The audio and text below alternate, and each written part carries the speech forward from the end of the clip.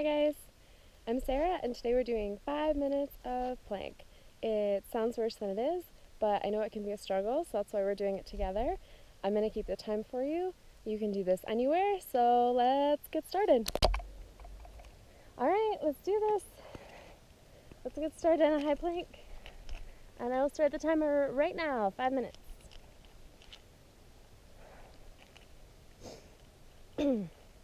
Okay, so you need to have your own personal rules. My rules are that I can be in any variation of plank, so high plank, side plank, or on my forearms, but I just can't put my knees down. And your rules can be whatever you want, especially when you're building up to it. You might be taking breaks, putting your knees down. That's totally fine. Just come back to me. And we've got this. You can do it. So first thing about long holds in any posture is you need to address what is the biggest challenge, right? What is straining? What is holding you back? So if it is the weight in your arms and your hands, you might need to put more strength into your legs. So dig into the balls of your feet more, push your thighs up, activating your glutes. If it's your lower back, you might need to pull your belly in, lift your pelvis up towards your ribs. If it is in your hands, you might need to come down to your forearms. That's okay. And then remember to breathe. Yoga is just putting ourselves in increasingly uncomfortable postures and then trying to breathe and be okay with it anyway, right? So I'm going to switch over to a side plank. You can do these switches whenever works for you.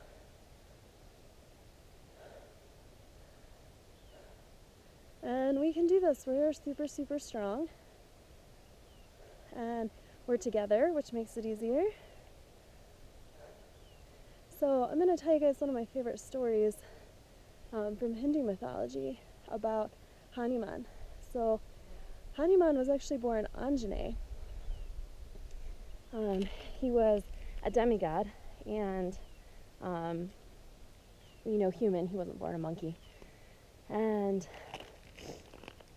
But he was like full of mischief, and he used his demigod powers to get himself into all kinds of trouble. So one day he was trying to take a bite out of the sun because he said he thought it was a cantaloupe. And so the gods smote him. They just killed him, which is how they dealt with a lot of their problems. But his mother was like, "You can't just kill my son." So they agreed to bring him back on condition that he would be a monkey, that he wouldn't know that he had powers, and that he had to be exiled to the forest. So at the same time, this is when Ram and Sita, the rightful benevolent rulers, were also exiled to the forest. And Rama and Hanuman became like fast friends, and not just friends, but like soulmate friends, like best friends. So one day, Sita gets kidnapped by a demon, and they have no idea where he's taken her. 2 minutes left, you guys. So they're looking high and low, they're looking all over the country, they're trying to find her, and they suspect that she might be on this island. So Hanuman's like, "Don't worry, Ram, you raise an army, I'm going to find out if she's on this island, and then we know if we have to go there," right? So the trouble is, the island is vastly protected, and there's no way that Hanuman can get to it, right? So he sits on these cliffs at the edge of his country in hero's pose, and he meditates about his love for his friends, for Rama and Sita, and about his promise to Rama that he is going to find Sita and lead him to her so that they can save her. So then he jumps across the ocean to this island, and he makes it.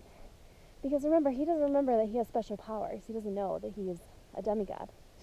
So he gets to the island, he searches for her high and low.